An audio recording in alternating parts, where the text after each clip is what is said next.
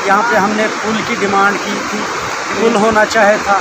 ये सामने जो बस्ती है हमारी, कम से कम 50 घरों पे ये मुश्तमिल है, कड़मा पंचायत। तो हाल ही जो बारिशों में नुकसान रहा, बहुत ही ज़्यादा रहा, लोगों का बड़ा नुकसान हुआ, माली नुकसान हुआ बहुत ज़्यादा। तो मकानों में दरारें आ गई। तो हम ज़िला इंतज़ामिया से यही गुजारिश करेंगे कि इसे नज़रसानी किया जाए। नहीं, कोई भी डिपार्टमेंट नहीं आया। पीछे मैंने ये जो बारिशों में ये जो हमारे रोड की जो खस्ता हालत है, रोडों की जो नालियाँ थी पूरी ब्लॉक हो चुकी थी। शेख है मेरा नाम, हम शेखपुर में रहते, एमन कड़मा में जनाब। मेरा मकान भी क्रैक हो गया। तो नीचे से मैंने बहुत बार गया डिपार्टमेंट के डीसी साहब के पास, उसने लिखा वीडियो के पास। वीडियो साहब ने बोला हमारे कागजों में है नहीं, हम ट्रेन के वजह से थे।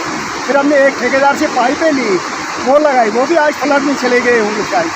तो जनाब हमारा मकान भी क्रैक हुआ। और मैंने ग्रेड बोला था यहाँ इस नाले में, और पुल ने बोला था जनाब कि हमारा बच्चे और माल मवेशी जुलास में स्कूल है, हमारे बच्चे सुखाल नहीं जा सकते हैं।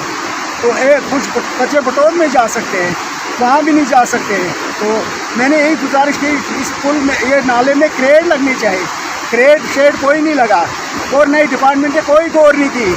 आज ये सैलाब आया, इससे हमारे मकान क्रैक हो गए। तकरीबन 20-25 घर हम उधर को रहते, 50 घर के करीब।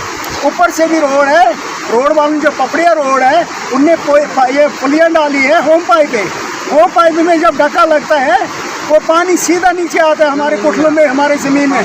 हमारे मकान क्रैक हो गए, हमें चलने की जगह नहीं है। रात को बहबत रहता। मैं परसों रात को बाहर निकला ना जब बारिश हुई जनाब, ये टांग को लगी रहे जनाब। यही क्रेड लगनी चाहिए हमें, और पुल बस, और मकानों को मुआवजा मिलना चाहिए। यहाँ पे PMGS रोड है, तो इसकी वजह से हमारे बहुत नुकसान हुआ है। स्लाइड आई है तो पूरे रोड में पानी और मलबा आया। हमारे 5-6 मकानों को खतरा है, तो इसकी वजह से डैमेज भी मकान हुए हैं।